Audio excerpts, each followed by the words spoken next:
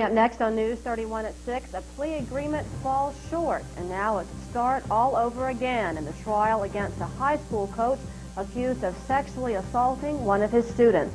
And his favorite flavor might not be Cherry Garcia, but the scoop is out. Vermont's best-loved ice cream makers, Ben & Jerry's, finally have a new president. Mark Sudol will be in with all the day's sports action, and will the groundhog see his shadow or not? Tom Hoyt will let us know. All this and more, so stay with us. News 31 at 6 is next. This is WNNE TV, Hartford, Hanover.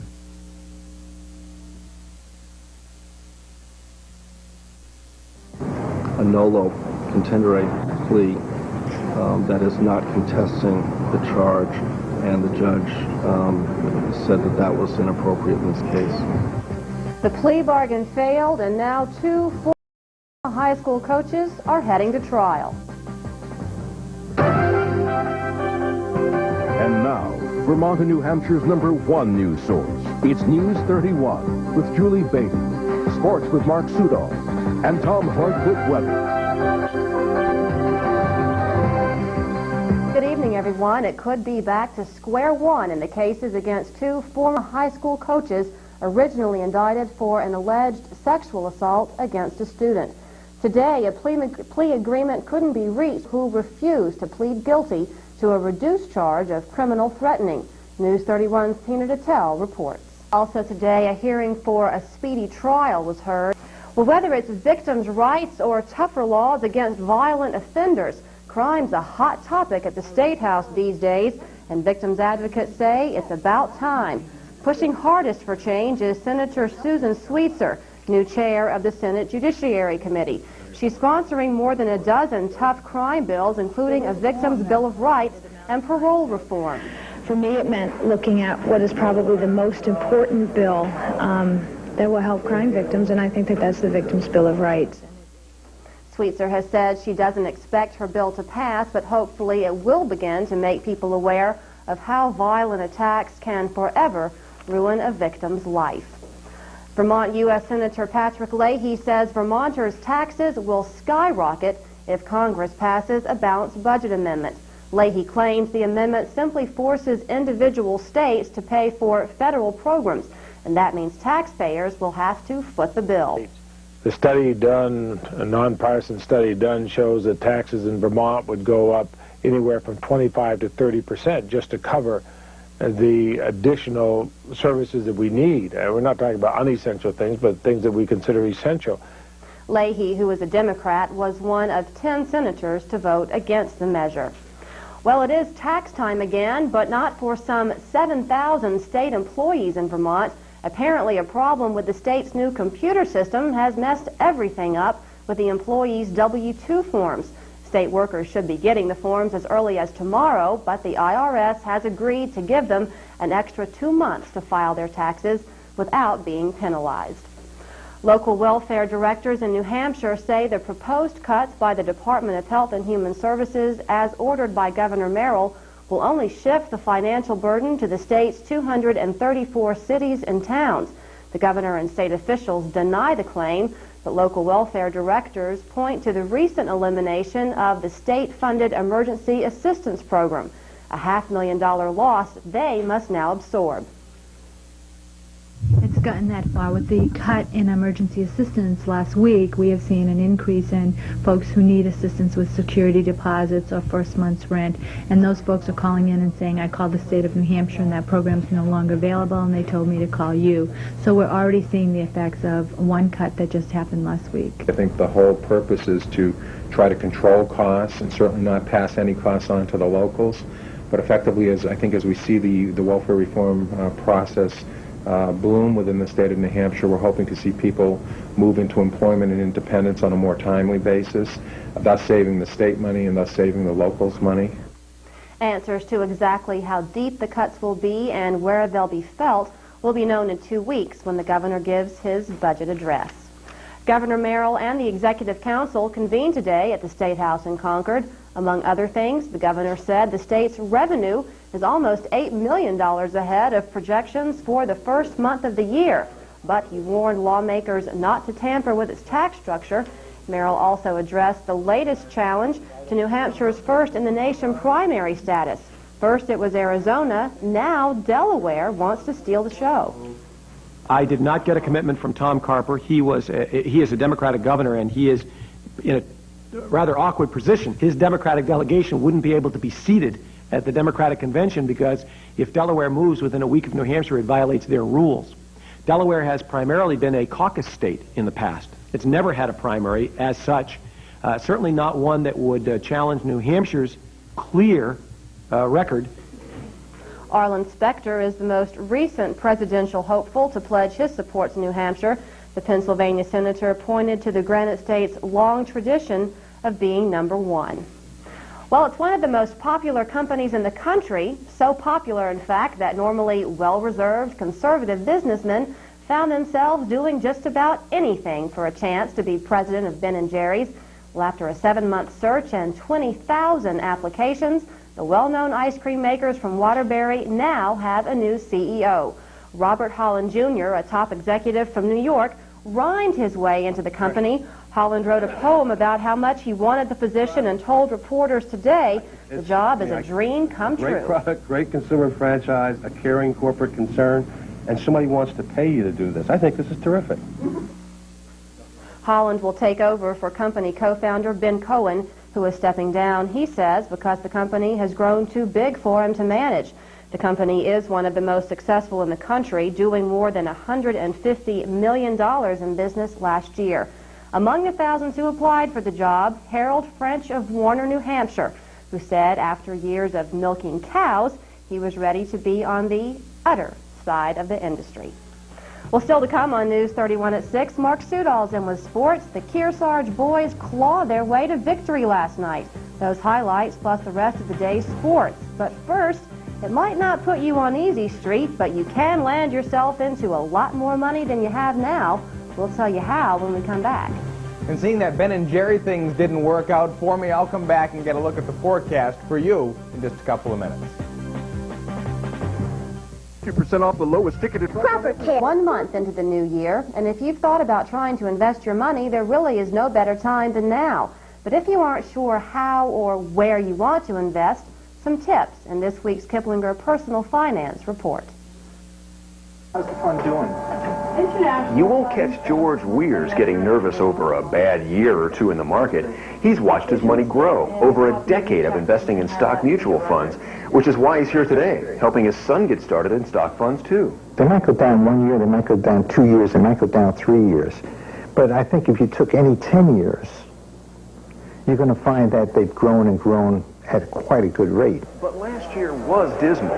The average stock fund fell 1.7% in '94, a big disappointment for investors who are expecting another winning year like they had in '93, when stock funds gained more than 12%. And now that banks have started raising their savings rates, many investors are yanking their money out of the market and heading for safe ground again. And the banks, of course, are delighted. Kiplinger Magazine's editor-in-chief, Knight Kiplinger, says many investors are really savers who don't have the patience or the tolerance for risk that long-term investors need.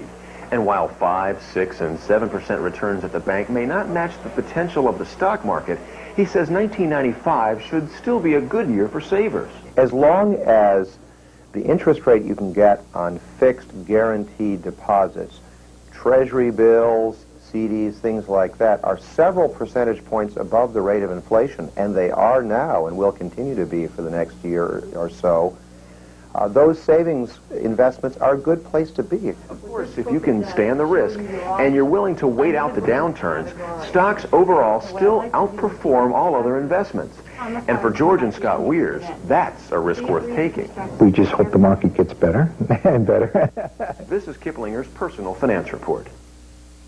Well, clouds today, but will the groundhog see his shadow tomorrow? Tom to the weather map now with his predictions on how soon we can expect to see the spring. Tom? I think he is going to see that shadow tomorrow right there in Pennsylvania, Julie, but everybody around to see it is going to be bundled up. We're in for a chill down. I'll tell you how low in just a moment.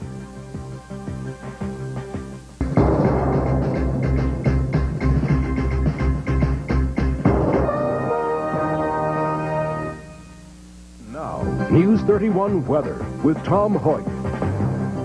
That was fun, wasn't it? You know, the mild weather of January has hung around for at least the start of the new month, but it's going to be losing its grip rather quickly over the next 24 hours. We'll show you that. 37 right now, humidity high, pressure dipping. We have some snow showers in the mix here. Winds have been out of the west. We actually got to 42 degrees today for our high temperature. Overnight low was at 32, and we'll take a look at our sunrise and sunset numbers here in, just a second. Look at that. Sunset tomorrow is at 5:01. Well, as is traditionally the way, as goes our wind direction, so goes our weather patterns over the next day or so. Most of today, southwesterly wind, and we got rather mild. Milder air is the usual one that comes out of the southwest. Right now, conditions are moving around to the west, and already we're seeing wind chills starting to drop back into the lower 20s, and through the night we will see a complete changeover to northwest winds, and a couple of cold fronts are going to come in here too. First cold front right now is just beginning to move into northern Vermont. That's going to increase clouds and also touch off a few flurries tonight, especially at elevation. Some of the mountains of southern Vermont ski areas, most notably, could pick up 4, 5, 6 inches, but for most of us, it's just a few flurries as this all moves down to the southeast. Now, this second front is going to come in later on in the day, clear out all the clouds from the first front, and also send our temperatures into a deep freeze late tomorrow. As far as today, well, just a scattering of flurries out of all of these clouds that we had on. Even up in the North Country, they really didn't even get up to about a half an inch of total precipitation. Everything as far as our winds were coming out of the southwest, so it kept most of the moisture pushed farther up to the north. As high as the upper 40s today for high temperatures down through southern and eastern sections of New Hampshire into the mid-40s up and down the Connecticut River Valley. That's going to drop back to the lower 30s on Thursday, and it will be back to the lower 20s as this cold air comes in by Friday. So again, couple of fronts to look at. First one's going to come through clouds and flurries overnight tonight. Second one, and that is this one, will clear us out tomorrow night and get things rather chilly by the weekend. And speaking of chilly, some of the final numbers for January breaking down this way. It got below zero in Concord. Well, it didn't get below zero in Concord at all during January, and just twice in Burlington, compared with a combined 41 times below zero just a year ago. So a much warmer month. We'll take a look at the forecast in just a minute. Cloudy, colder with a chance of snow showers tonight. We drop back about 10 degrees lower than last night. And then tomorrow, clouds and flurries in the morning. That second front could create some sunny breaks, but northwesterly winds will have our wind chills in the teens to single numbers. And then it's going to clear out and really drop down temperature-wise tomorrow night, where some areas will go below zero. Sunny, but noticeably colder on Friday, and that's the trend that's going to continue on into the weekend. We're going to have gusty northwesterly winds and some snow showers around tonight at the mountains, so good news for skiing. Sorry if I sound a little bummed out tonight. Really bummed about this Ben & Jerry's job. Thought I had it. I'm sorry, Tom, but you can still eat it. Thank you. You're welcome. So chilly weather and nothing heating up in the baseball talks either, huh? No, the management folks have a new pitch. I think it's a curveball, folks. Coming up in sports, they're talking baseball in our nation's capital, trying to come to some resolution. That's next.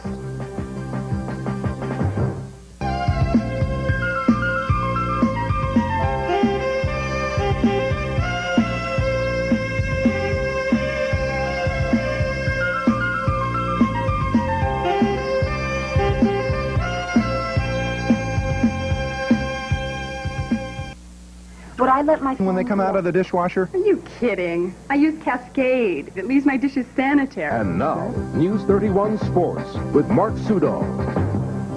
Hey, good evening to you, everybody. It's back to the bargaining table for the national pastime. The setting is Washington, D.C., where President Clinton has imposed a Monday deadline for a deal to be made. Management has a new proposal. It's the first time the two sides met since December 22nd. It's about the rights. I mean, we bargained for 25 years, and then this collective bargaining session said, we're going to start from scratch. We're going to start all over. Forget about the gains that you've made, the rights that you've earned. We're going to start and do it our way so that we can maintain control of the game and the money. And that's very hard to swallow for any industry, any group of people. Forget about how much money you make. Okay, and the saga continues. He says he'll be devastated if he doesn't get to play tonight. Well, maybe if Dominique Wilkins was producing, he wouldn't be in this predicament. Celtics coach Chris Ford is not happy with him. The Hornets and the Chief buzz into town tonight. Lebanon boys hosting Kearsarge last night. Kearsarge a little wet behind the ears, but not at the end of this one. Lebanon looked like they would have no problem. Chris Childs with the bucket. Things looking all right for the Raiders here. Then Mike Hussey will run into your picture here. 18 points on the night. Running the floor and drives the hoop. Things are looking all right here. But then second half, Cougars make it a game. Loose ball is picked up and put in by Todd Matei underneath. Little bumping and grinding there, but then with precious time left on the clock, Peter Lavalpicello hits this brick to win it. Kearsarge beats Lebanon 44-43. A look at the main bench, and head coach Rudy Keeling at Dartmouth last night. Black Bears picked Jamie Halligan's pocket. It's Ken Barnes doing the honors and getting the slam. You have to figure that Shea Lonergan is going to figure into the scoring sooner or later, as he does here. 13 points on the night at the end of the fast break. Maine gets 3 out of Casey Arano, the junior guard, 25 points on the night. Big Green will come a-running again, this time Lonergan to Jacob Capps all alone. Maine tops Dartmouth 71-60. Well, tonight we begin a new feature. Every week our friends at Whaleback will give me and you a few pointers on the slopes. At the same time, you'll get to watch my progress along the way.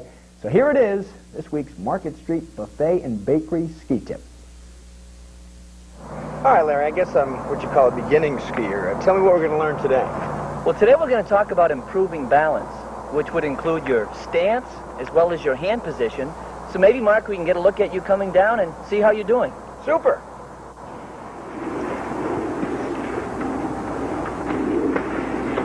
All right, Larry, you saw what I did. Critique me. Well, that was very good. Just some things we want to think about with proper balance is just to be over your skis or in the center of your skis. So you don't want to be too far forward. You don't want to be too far back. You want to be somewhere in between. What we'll add is a little bit of knee bend, okay? You want to make good contact with your shin in the front of your boot. You might want to think of a tomato being between your shin and your boot and then squeeze it, okay? And the last thing we'll add is proper hand position, which you want your hands in front of you, maybe a 90-degree angle with your arm, and then your poles pointing backwards, something like that. We'll try those adjustments and give it another try. Great. Stand up a little straighter. Good, good. Nice, your poles are good. Good hand position. Very good. Nice turn. Hey, not bad for the first week. Gee, thanks. Hey, we'll do it again next week. Okay, let's go. All right. We had a lot of fun out there. It's going to be the next few weeks we'll be doing this, and I guess I'll be all right if I learn to squeeze a tomato in the boot there instead of my hands. We get to see you fall next week, right? Yes. Okay, good. We'll be back with more right after this.